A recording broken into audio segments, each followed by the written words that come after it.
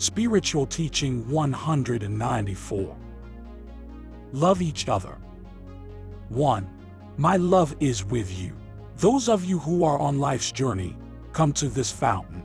Come and drink, O anguished hearts, for you are thirsty and requesting my charity.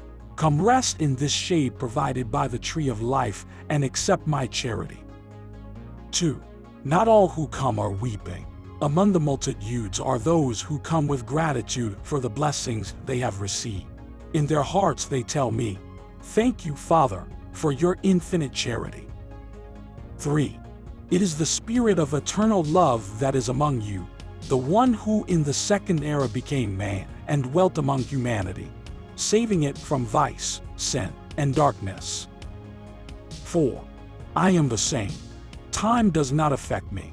It is subject to my will. I have come to remind you of your past and to announce to you what will be the future. 5. I come to remind you of those words that I wrote in the heart of humanity in the second era, and of my bloody footprints on the road to Calvary that marked my path through the world. 6. In my word exists the honey that is able to sweeten your existence and remove the bitterness that has saddened your life in all times. 7. If previously you did not understand your purpose on earth, today you will become aware of your destiny and mission. Thus, you will no longer stain yourself. 8. Do not remain spiritually unprepared. The mission of every spirit is to evolve, to transform, and to continually grow in strength until it achieves perfection. 9. I have come to announce a new era in which man will progress spiritually. He will ascend a step higher on the path that leads to the top of the mountain. Not only is my word announcing to you the new era and telling you of the evolution and perfection of man, but the natural forces that surround you are explaining it through its language. But man does not want to hear or understand. Planet Earth is evolving. In the future, it will become the home for beings who are more spiritually evolved and more perfect. Therefore, this dwelling will have to be in harmony with those beings who come to inhabit it. 10. Have you not noticed the signs in the elements, in the seasons, in the skies, on the land or the seas? Are you blind and do not see these signs of which I speak? Or deaf because you do not hear their voices? Be aware of my prophecy and announce it to humanity, as did the prophets in the past. Inform humanity that the earth will soon tremble as a tree blown by the wind in a hurricane. Thus the earth will tremble and leave only the leaves that have life on the branches of the tree. The dead leaves will have fallen and will be swept along by the whirlwind. 11. Those will be days of hardship for all mankind, and they will only find peace and refuge through prayer and the practice of virtuous deeds. 12. How beautiful it would be if a multitude of people were to arise on earth representing a haven of safety and peace and light for humanity amidst so much confusion and darkness.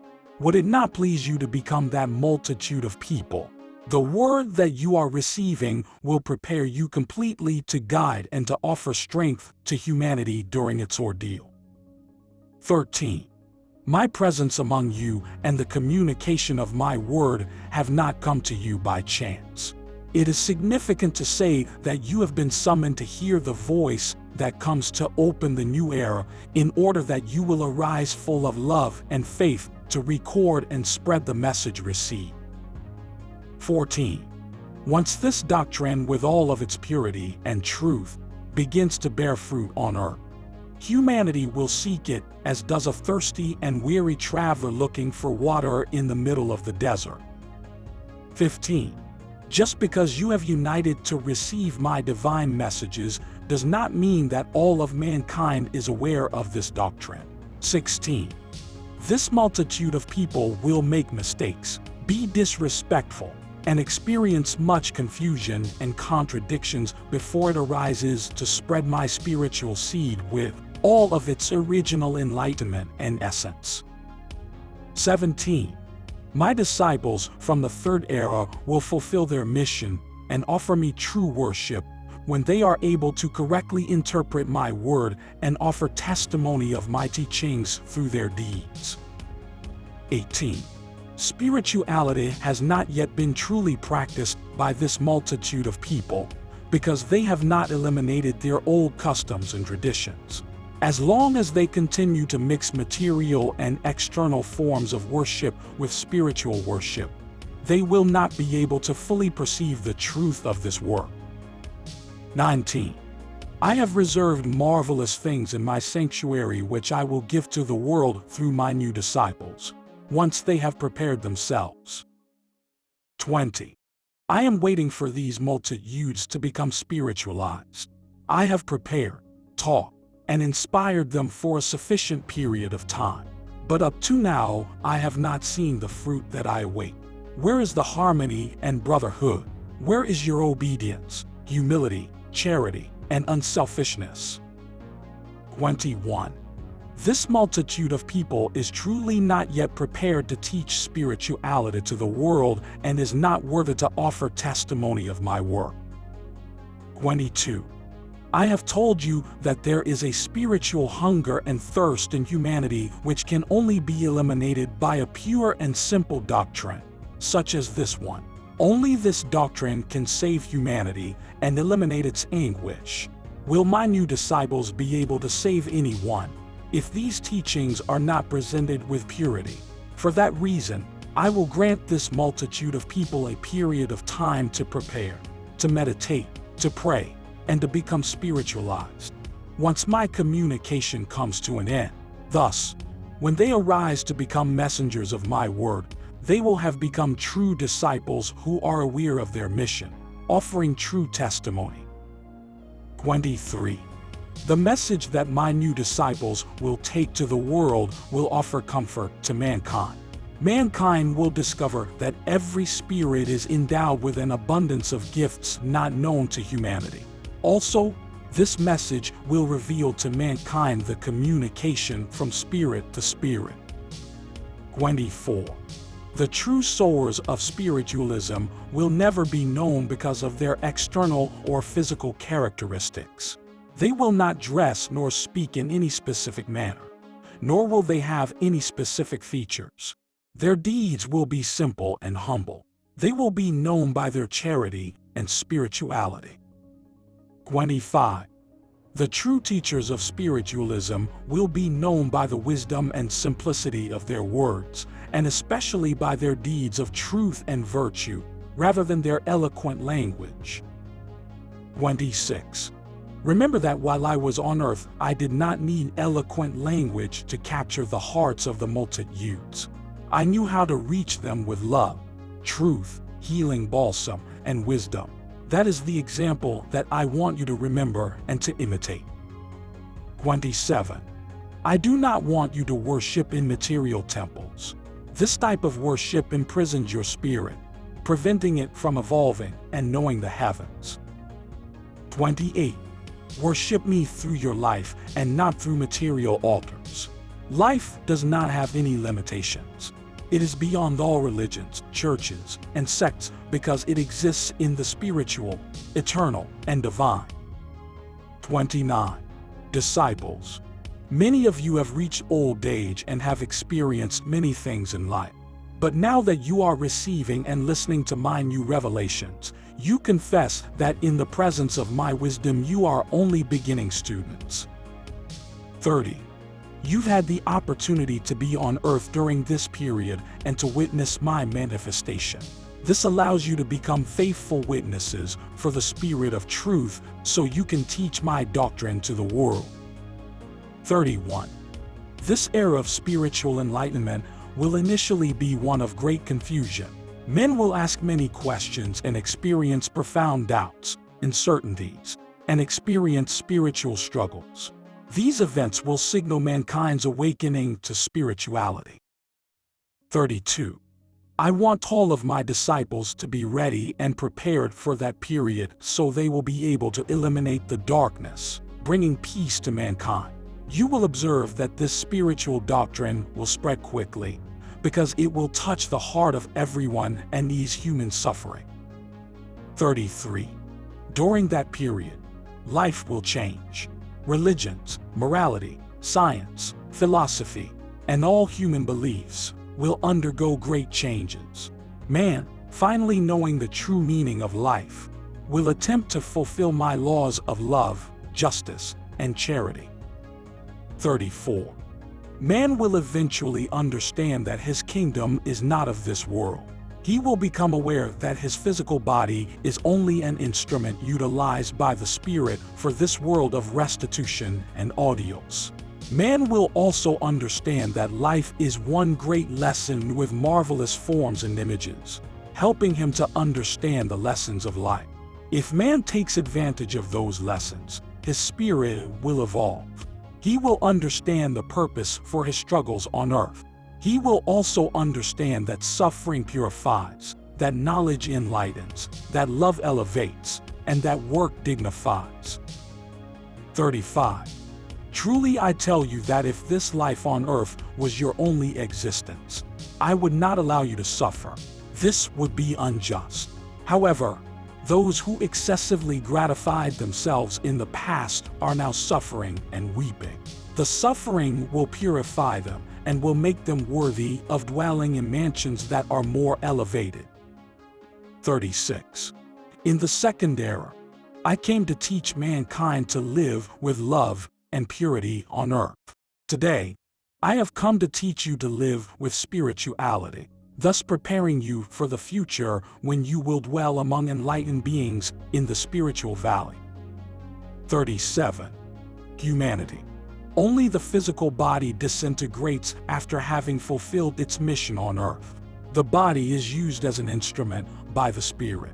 However, the spirit that lives inside the material body, as well as its intelligence, reason, free will, and emotions, will never die, for it is immortal. 38. My beloved children, who are teaching others from different religions, I say to you that you need to teach men how to think and help them to meditate and to analyze. Rituals, forms, traditions, and external worship no longer satisfy the spirit. It is necessary to offer the spirit enlightenment, essence, and truth to make it feel secure along its path and not alone during its audios. 43. I will let those individuals discover my footprints during this era. When they arrive before my presence, I will say to them, "Welcome, my beloved people, and listen carefully to my word." 44. Love is what I have manifested during all eras, and today that I manifest myself through human spokesmen, I again manifest love. 45. This teaching today will allow you to comprehend the doctrine that I gave through Jesus in the second era, so that you will keep its essence in your heart and manifest it whenever necessary. 46. This word will be felt throughout the universe because everything is prepared for my spiritual communication with humanity. Mankind will offer testimony of my communication. 47. Your spirit has always sought me, and I have never left it alone. I have always been with you wherever you have gone. My love has accompanied you in every step you take in life. 48. I have sought you during each era, and I have observed that your spirit has always recognized me. It is now time for your spirit to rule over the weaknesses of its material body, thus making the body aware of its mission and the path it will need to follow in this period of grace. 49. I have summoned you, and I have been your teacher. In turn, you will teach others about my doctrine. Soon this manifestation will come to an end. The time is nearing when God will no longer transmit his divine word through human spokesmen, but you will remain prepared to analyze my word and receive my inspiration. 50. I am speaking to your spirit that was born from me. Since I created it, it belongs to me.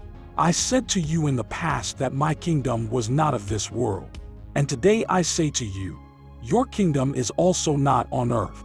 Your kingdom is beyond anything that dies, anything that changes, and beyond human comprehension. 51. This is the time that every spirit needs to be alert so it can awaken to the true light. I am not implying that you need to ignore those things that I have given you on earth, because while you live on earth you need to obey its laws. I only ask that you dedicate a single moment to me daily, doing at least one good deed for your brethren. 52. I bless you, and through you I bless all of my children. 53. Allow your spirit to rest on this day when all the congregations have gotten together. During the second era I selected my 12 disciples, but my word was for everyone who wanted to listen.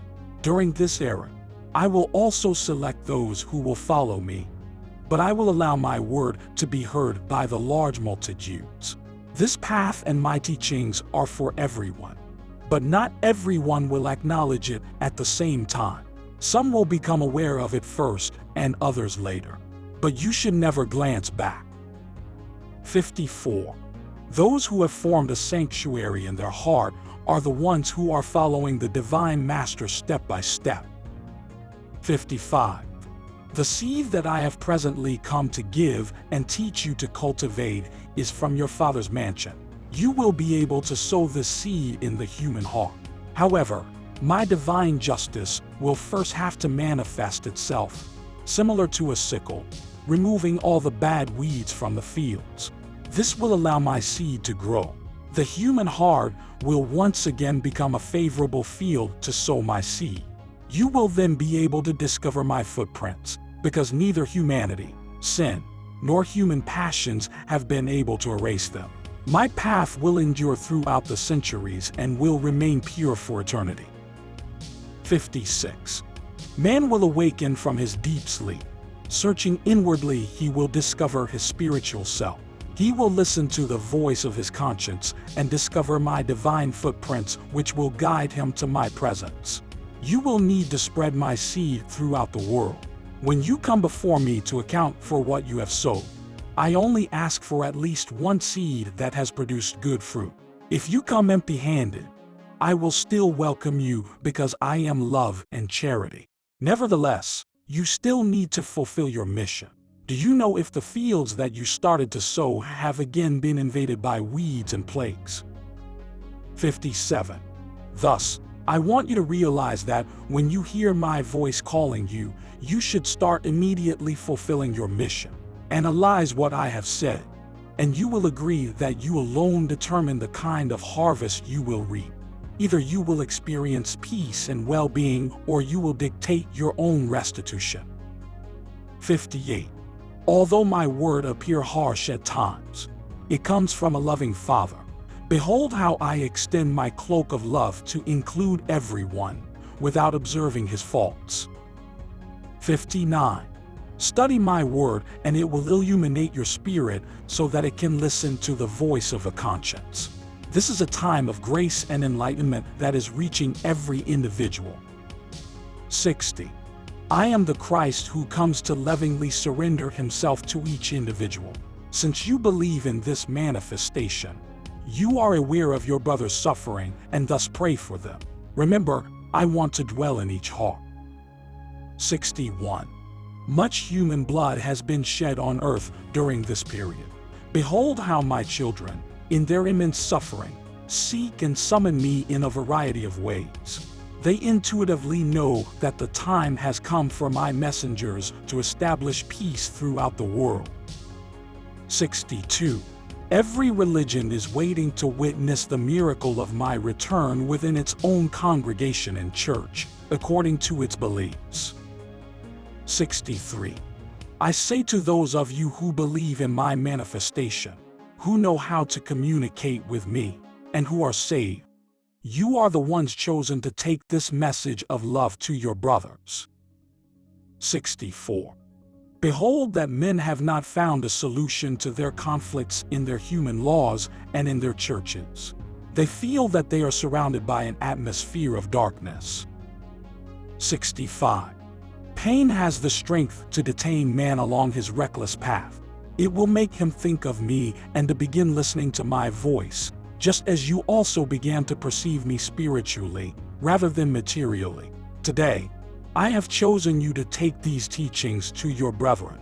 These teachings should be given to those who lack spiritual evolution, as well as those who are prominent and distinguished on earth. 66. The one listening to the teachings will only be initially surprised.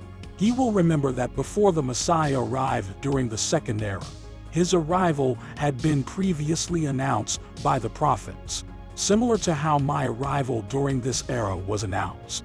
Jesus spoke of my arrival during this era and the signs that would signal it. 67. Since all those signs have been fulfilled, men will become convinced. This is the light of the Holy Spirit which has illuminated man throughout the years, because the divine light has always existed, does exist, and will always exist. 68. Once again, my truth will have to battle human ignorance. Idolatry, fanaticism, and mysticism all originate from that ignorance. The mystic is a hypocrite, the fanatic is blind, and the idolater is materialistic. 69. I will illuminate those who are in a state of great confusion and darkness, helping all spirits to attain great enlightenment and purity. 70. The development and evolution of a spirit will never be detained because all beings are subject to the law of perfection. 71. When a spirit is not evolving along its path in life, it is due to the influence of the flesh. It will have to make up for that lost time during future incarnations. Behold that if I judge you, it is a judgment of love, and you should never defy my justice. Always practice deeds of love with your brethren, and you will feel peace when you penetrate into the spiritual kingdom. If death arrives, your spirit should not become disturbed because death exists only for the flesh, as it enters into a tranquil sleep in the tomb. 72. Go in peace to the spiritual mansion, knowing that the area of the Holy Spirit, the Spirit of truth, has come to reign among mankind. My peace be with you.